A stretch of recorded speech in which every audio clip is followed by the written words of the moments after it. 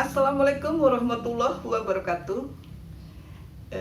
Pada hari ini saya ingin santai ya, tidak terlalu serius seperti halnya yang biasanya saya lakukan ya. Ini kan mau menjelang maghrib ya, jadi setelah sholat asar saya istirahat sejenak dan saya punya ide mau bersantai-santai menjelang maghrib ya. Saya mau menyanyi sedikit saja supaya hati saya itu senang dan bahagia.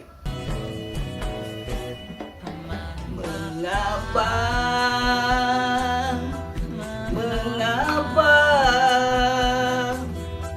hatiku merasa merana? Mengapa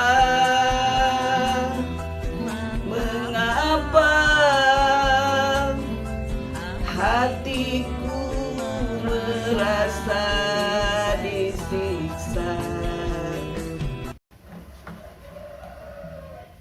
Alhamdulillah ya, meskipun sedikit ya, tapi saya mencoba menghibur ya, biar hati kita semua senang.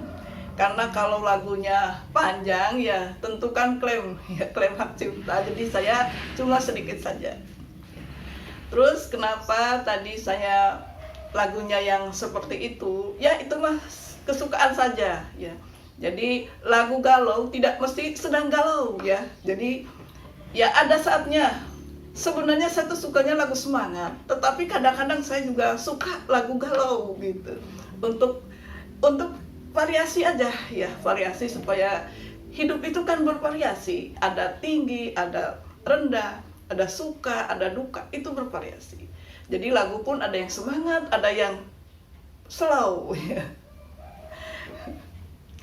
Namun ini sebenarnya saya ingin mengatakan bahwa kita itu ya harus memiliki hobi ya, hobi yang positif. Kenapa saya ngomong masalah hobi?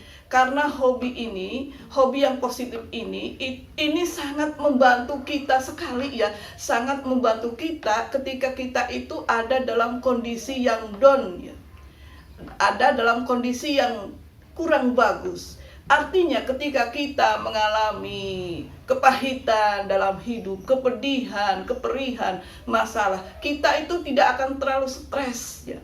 Jadi kita itu akan mencoba menghibur diri dengan hobi. Bisa saja hobi olahraga.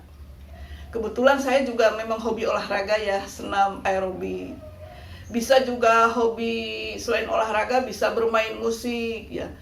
Bisa juga hobi berkarya, misalnya melukis dan lain sebagainya gitu. Jadi kita itu harus memiliki hobi yang positif. Dan ketika kita mempunyai anak ya, anak-anak kita itu kasihlah motivasi supaya terus memiliki hobi yang positif, karena hobi yang positif itu akan membantu dia keluar dari berbagai permasalahan.